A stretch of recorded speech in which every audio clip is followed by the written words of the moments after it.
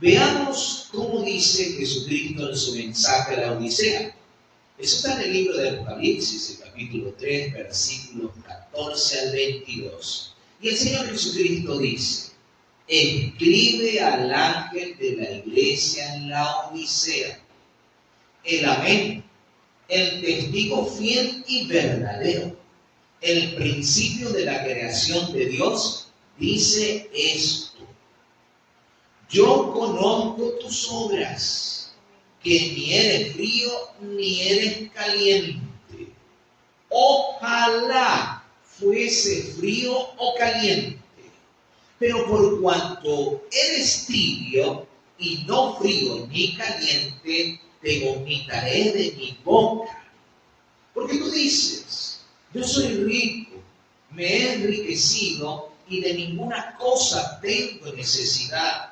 Y no sabes que eres un desventurado, miserable, pobre, ciego y desnudo. Por tanto, yo te aconsejo que de mí compres oro refinado en fuego para que seas rico, y vestiduras blancas para vestirte, y no se descubra la vergüenza de tu desnudez. Y unge tus ojos con colirio para que veas. Yo reprendo y castigo a todos los que amo. Sé pues celoso y arrepiéntete. He aquí, yo estoy a la puerta y llamo. Si alguno oye mi voz y abre la puerta, entraré a él, cenaré con él y él conmigo. El que tiene oídos para oír, oiga lo que el Espíritu dice a las iglesias. ¿Quién está hablando aquí? Jesucristo. ¿Quién habla aquí en su mensaje a la Odisea? Nuestro Señor Jesucristo. Y aquí se identifica como el Amén, o sea, el Dios verdadero. ¿Quién es el Dios verdadero? Jesucristo. El Amén. Como dice la palabra, en Él todas las promesas se cumplen, son sí, amén. Él es el verdadero, Él es la fuente de la verdad. De hecho, Jesús dice en Juan 14:6, yo soy el camino, la verdad y la vida. Nadie viene al Padre si no es por mí. El testigo fiel y verdadero. Cristo es el único que podía dar testimonio del Padre, porque ha vivido con Él desde la eternidad y por la eternidad. Él es el testigo fiel y verdadero. Él es el que enseña la verdad. Él es la fuente de la verdad. Él es la verdad. Y nosotros podemos entregar nuestra vida a su fiel cuidado. Nosotros podemos seguir cada una de sus enseñanzas y consejos que Él nos da en su divina palabra y avanzar tomados de su mano con seguridad, porque Él es el testigo fiel y verdadero. Amén. Mi querido hermano y hermana, amigo y amiga, es importante que nosotros atendamos el consejo del testigo fiel, que aunque es una reprensión dura, es dada para nuestro beneficio. Es como un padre que corrige a su hijo. ¿Por qué lo hace? Porque lo ama, porque desea lo mejor para él, porque desea que agarre mienta, porque desea que agarre el camino verdadero, el camino que conduce al éxito, a la paz, a la felicidad, a la seguridad. Así habla Cristo en esta carta. Por otro lado, dice el principio de la creación de Dios. No porque Él sea creado, sino porque Él es el creador de toda la creación. Él es el creador de todo, el que creó todo, el que inició la creación de Dios. La palabra de Dios nos lo dice en Juan capítulo 1, versículos 1 al 3. Él es la fuente de la vida y el creador de todas las cosas. Amén. Y el mensaje claro, el Señor nos conoce en detalle. De nada podemos ocultar. Cristo conoce a su iglesia. Cristo conoce a cada habitante de este mundo. Cristo conoce a cada persona que dice o que ha confesado que cree en Jesucristo, porque fue bautizado en el nombre del Padre, del Hijo y del Espíritu Santo. Profesa una fe, tiene un credo y el Señor lo conoce. Pero vean ustedes que el Señor, en este mensaje de la Odisea, de paso debemos recalcar, la Odisea es la última iglesia.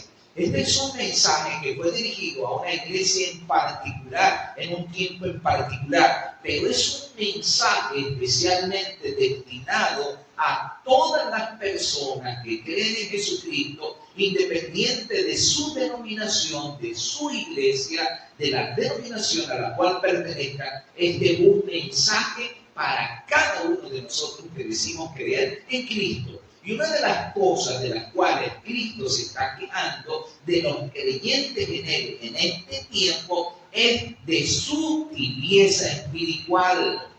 ¿Cuál es el problema de la Odisea? Su tibieza espiritual. Yo conozco tus obras, que ni eres frío ni caliente. Ojalá fuese frío o caliente. Cuando se habla de frío, es estar en un estado tal de condición espiritual donde quizás no hay ningún interés en las cosas de Dios, donde quizás se está en el pecado apartado del Señor. Y cuando se habla de caliente, cuando la persona está llena de ese celo de Dios, de ese amor por el Señor, de esa fe en Él, de ese celo activo, de ese fervor, trabajando por el Señor. Es más fácil rescatar a una persona fría que no tiene temor de Dios o que no conoce de Dios, que el Espíritu Santo puede llegar a su corazón y tocarlo. Pero aquí tenemos un problema de tibieza, porque la persona ni es frío ni es caliente. Es una persona que confunde al mundo, ni es totalmente cristiano, ni es totalmente mundano, y se convierte en un instrumento efectivo de Satán para engañar. Porque el mundano que lo ve dice, bueno, pues, si así se puede ser cristiano, pues no hay tanta necesidad de reforma ni de enmienda. Y entonces eso es una condición espiritual muy peligrosa, porque el tibio se siente cómodo. A ver, ¿cómo se siente el tibio? Cómodo. Él ni se siente pecador, ni se siente santo, pero él se siente bien así. Pareciera que el tibio, para él es suficiente lo que ha creído, como que lo que cree o lo que dice saber que cree que es la verdad en todo, no necesita más. Y aunque esa verdad no lo afecte, no lo transforme, no lo cambie, él dice, bueno, creo la verdad, y se siente conforme. Por eso ustedes ven que el Señor dice, por cuanto eres tibio y no frío ni caliente, te vomitaré de mi boca.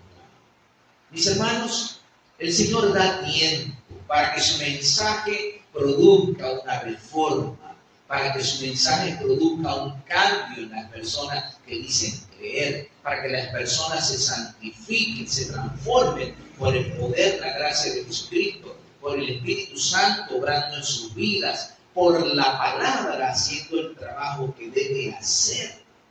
Pero el tibio está conforme, está satisfecho, es más, está creído que está bien, que no necesita nada. ¿Y qué pasa cuando una persona siente y cree que está bien? ¿Va a buscar ayuda? No, porque siente que está bien, no está mal.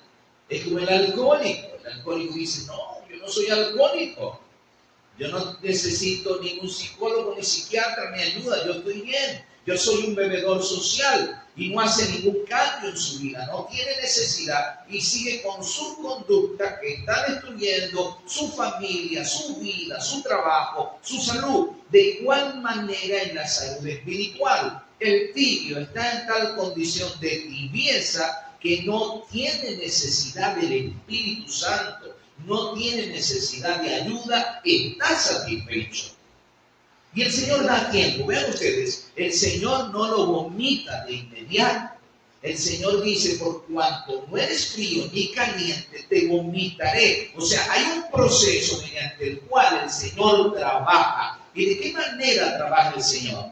Con su palabra, con su mensaje que envía a través del testigo fiel y verdadero, a través de la Escritura, esperando que esa palabra haga una reforma, haga un cambio.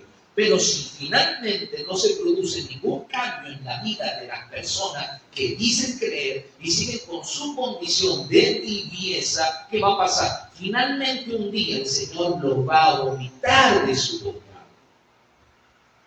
¿Qué es la tibieza espiritual? La tibieza espiritual es la mundanalidad, el amor al mundo, el egoísmo, la codicia, el pecado acariciado, todos esos defectos, todos esos hábitos, todas esas prácticas pecaminosas que nos alejan de Dios, que nos apartan del Señor, esas son la condición de tibieza espiritual. Y vean ustedes, es tal la seguridad del tibio, el tibio se siente tan bien, tan cómodo, tan satisfecho que dice, porque yo soy rico y me he enriquecido, y de ninguna cosa tengo necesidad. Por lo general, y esto es un mensaje muy importante, las personas que tienen dinero, que sienten que con su dinero cubren prácticamente todas sus necesidades, están en una falsa seguridad hasta que llegan a un punto en su vida donde se dan cuenta que el dinero no lo es todo, que hay cosas que no se compran con dinero. Y aquí está este laodicense, o esta iglesia laodicense, o estos laodicenses, diciendo, yo soy rico y me he enriquecido, y de ninguna cosa tengo necesidad. Pero vean el Señor, cómo le habla el Señor, cómo habla el Señor a su iglesia. Pero tú eres un desventurado, tú no lo sabes. Eso es tremendo, hermano. Creer que se sabe cuando realmente no se sabe.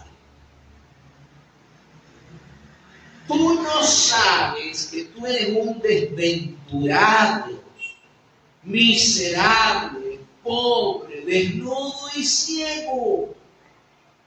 Pero él se considera que está cómodo, que está bien vestido, está enriquecido, está portando las mejores vestiduras, las mejores prendas, está en la mejor condición. ¿Por qué? Porque él no ve las cosas como Dios las ve.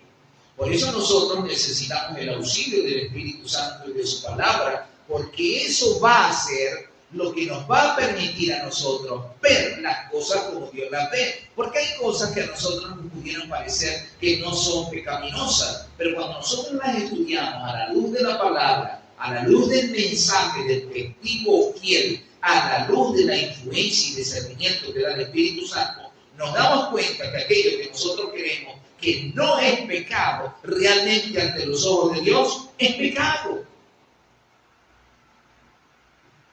Y entonces el Señor dice, yo te aconsejo.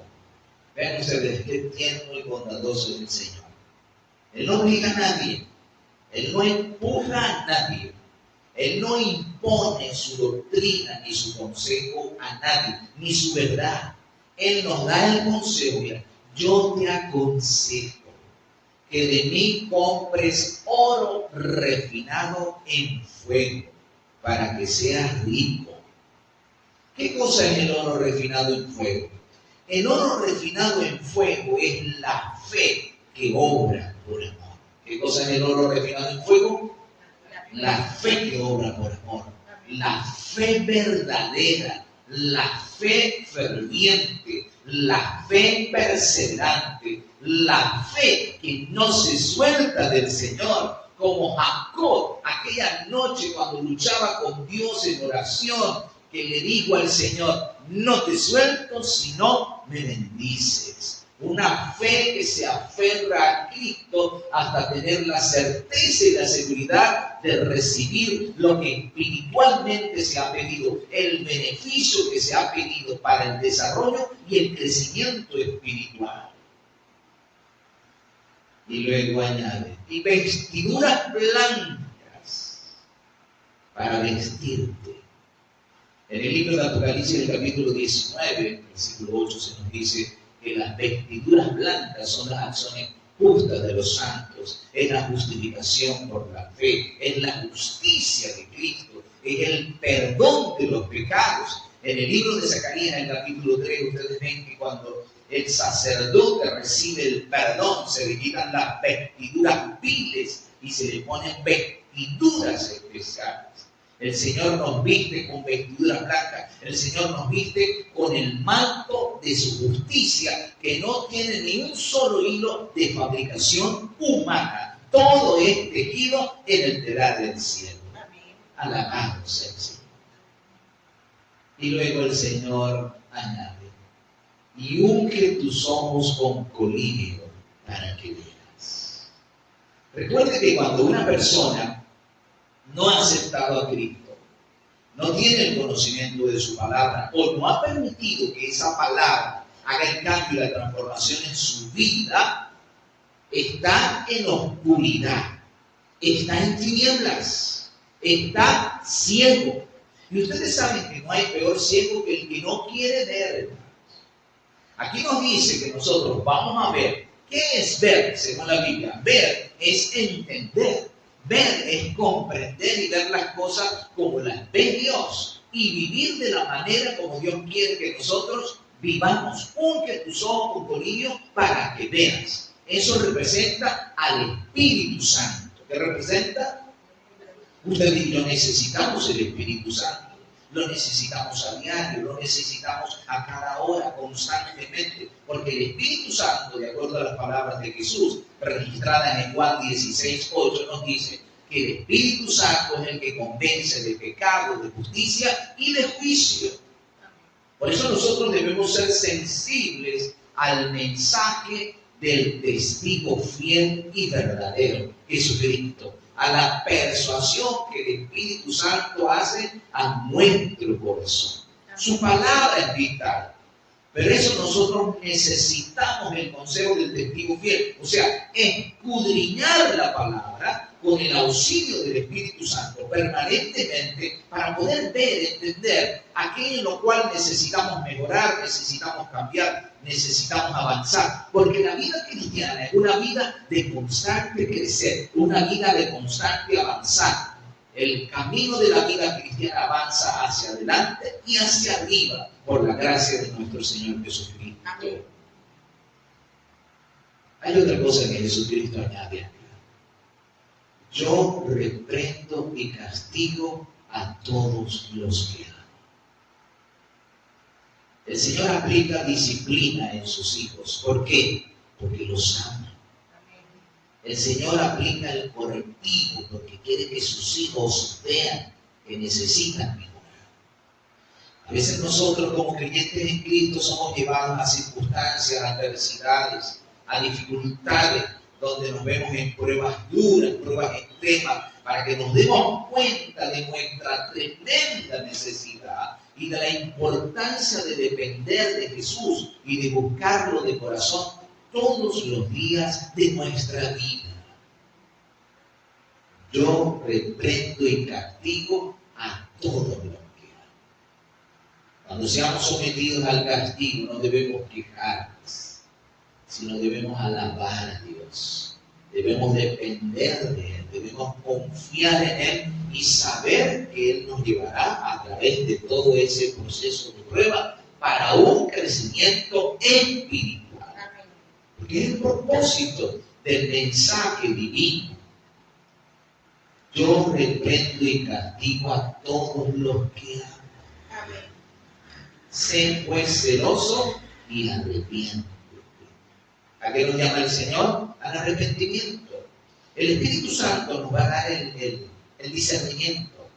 Y nosotros vamos a poder darnos cuenta de qué es lo que debemos mejorar, qué es lo que debemos cambiar, qué es lo que no está bien en nuestra vida a los ojos de Dios, para ir en ese crecimiento, en ese proceso de santificación y de transformación por la gracia y el poder del Espíritu Santo. Porque el Señor nos ama y por eso Él nos llama al arrepentimiento. Si no hay un arrepentimiento, si finalmente los laodicenses que no se arrepientan, porque hay un buen grupo que se va a arrepentir, alabado sea el Señor. Hay un buen grupo que va a recibir el beneficio del testigo fiel, del consejo del testigo fiel y verdadero. Hay un buen grupo de creyentes en Cristo que van a escuchar el mensaje de Jesús, se van a volver a Él, porque el Señor dice: vuélvanse a mí y yo me volveré a ustedes. Amén. Venga, yo les voy a dar perdón. Ustedes se arrepienten y yo los voy a perdonar. Amén. el pastor Jaime White, en el año 1856, junto con su esposa Elena, amaban mucho a unos amigos, unas familias, y pues ellos se enteraron de que estaban apartados de la fe y estaban muy preocupados por la condición espiritual de esas personas. Pero esas personas vivían a 240 kilómetros de donde ellos vivían. El pastor White y su esposa lo único que tenían era un trineo destapado, descubierto, tirado por caballos, era su único medio de transporte. Y ellos decidieron emprender el viaje. Era tiempo de nieve, tiempo de frío, tiempo de invierno. Hicieron el viaje, pero por la nieve, la ventisca, lo máximo que podían recorrer cada día era 40 kilómetros por día. Cuando finalmente llegaron cerca a la población, tenían que atravesar el río Mississippi. No tenían puente en ese entonces.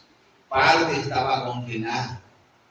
Y ellos iban en su trineo. Cuando los caballos comienzan a dar con sus cascos, vieron cómo el agua comenzó a entrar en la madera de su trineo.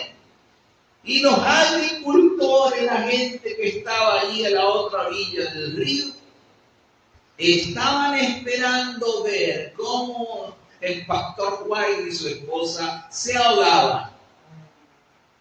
Pero mis queridos hermanos, por la misericordia de Jehová, el pastor White y su esposa llegaron a su destino, salvos y seguros. Y lo más bueno de todo es que esas personas que ellos fueron a visitar, a animar, a darles el consejo del testigo fiel, lo aceptaron, lo recibieron y le abrieron la puerta del corazón a Jesús. Amén. ¿Qué dice Jesús en el verso 20 de Apocalipsis 3 en su mensaje en la Odisea? He aquí yo estoy a la puerta y llamo. Si alguno oye mi voz y abre la puerta, entraré a él, cenaré con él y él conmigo. Qué tierna invitación. La cena por lo general, ¿a qué hora se hace? En la noche, ¿no? Los que cenan lo hacen de noche. El Señor quiere estar con nosotros en los momentos más oscuros y difíciles de nuestra vida. Quiere cenar con nosotros. Ahora vean, Cristo es todo un caballero. Él está tocando a la puerta. Él no empuja a la puerta. Él no entra obligado. No, Él toca. Yo estoy a la puerta llamando. Insistentemente Cristo está llamando a la puerta de los laodicenses. Yo estoy aquí para ayudarte. Yo estoy aquí para acompañarte. Yo estoy aquí para auxiliarte con todo mi poder, con toda mi gracia. Mi victoria será tu victoria. Eso es lo que Cristo le ofrece a su iglesia. Cenar con Él. O sea, una actividad de compañerismo estrecho. Cuando usted se sienta a comer con alguien, es un acto de amistad, de amor, de cariño, de confraternidad. Cristo quiere hacer eso con su iglesia. Y especialmente con qué iglesia, hermano. La Odisea. ¿Quiénes son los laodicenses? Todos los cristianos que viven en este tiempo. Ya estamos viviendo los últimos tiempos de la historia de la humanidad. Y Cristo está llamando a todos los cristianos de todas las denominaciones, no importa de qué iglesia sea, a que dejen su actitud laodicense, a que dejen la tibieza espiritual, que experimenten una verdadera transformación, un verdadero poder en su vida, que experimenten una experiencia profunda en las cosas de Dios y se preparen para el cielo, porque Cristo viene pronto. Amén. Yo estoy a la puerta y llamo. Había una familia cristiana allí en Corea del Sur. Ellos vivían en una aldea de agricultores, cerca, a unos 80 kilómetros de Seúl, la capital de Corea. Y donde esta gente vivía, no había iglesia cristiana. La iglesia cristiana más cerca les quedaba a 18 kilómetros al otro lado de la montaña. Y un día, estos aldeanos se enteraron que las sociedades bíblicas unidas iban a vender Biblias, Nuevos Testamentos y Evangelios. Pero como los aldeanos no tenían dinero en efectivo, muy poco dinero en efectivo, la Sociedad Bíblica Unida le iba a cambiar Biblias por caraotas, por frijoles, por trigo, por semillas, por pollo. Un Nuevo Testamento que valía un pollo, una Biblia costaba tantos kilos de trigo y así. Y entonces Kim Bin-Lin hizo el viaje, atravesó toda esa montaña en medio de una tormenta de nieve, recorrió los 18 kilómetros con 2 grandes bolsas de frijoles. Allí estaba la gente emocionada con sus gallinas, con sus pollos, con sus granos, con su trigo para cambiarlo por Biblia. Y la Sociedad Bíblica Unida le vendió a cada uno, hizo un intercambio. Y la gente muy emocionada, en silencio, se sentó en aquel lugar, en aquella iglesia, a leer su Biblia en silencio. Tenían ahora una Biblia en su lengua, en su idioma. Mientras estaban en eso, en medio de aquella tormenta de nieve, de repente alguien empuja la puerta y entra. ¿Y cuál fue su sorpresa cuando vieron a aquel personaje que entró? Cuando entró le sacudieron la nieve, venía con 2 grandes bolsas de frijoles. Le sacudieron toda la nieve, le quitaron el ropaje, el niño estaba titiritando de frío, un muchachito de 12 años.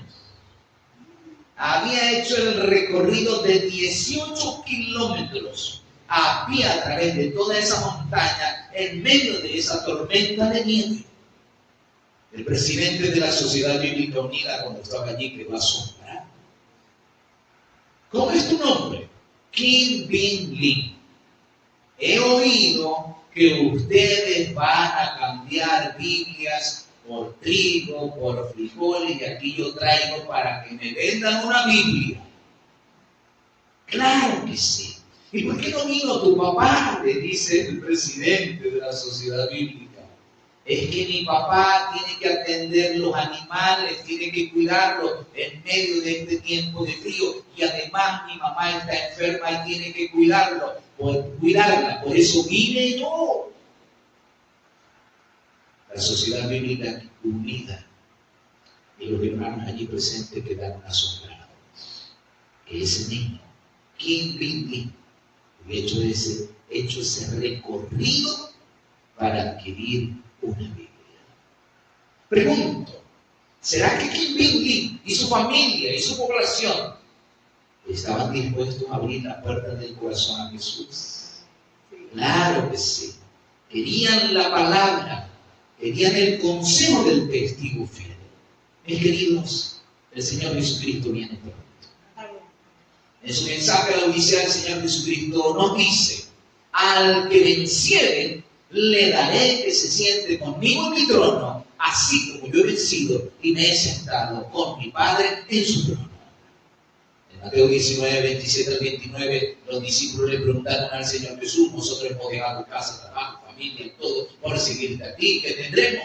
Y el Señor le dijo: de cierto les digo que en esta vida tendrán 100 veces más de lo que han entregado, y en la vida nueva se sentarán conmigo en 12 tronos. Mis hermanos, el Señor dará a su pueblo el reino, el trono. Un reino que permanecerá para siempre. Amén.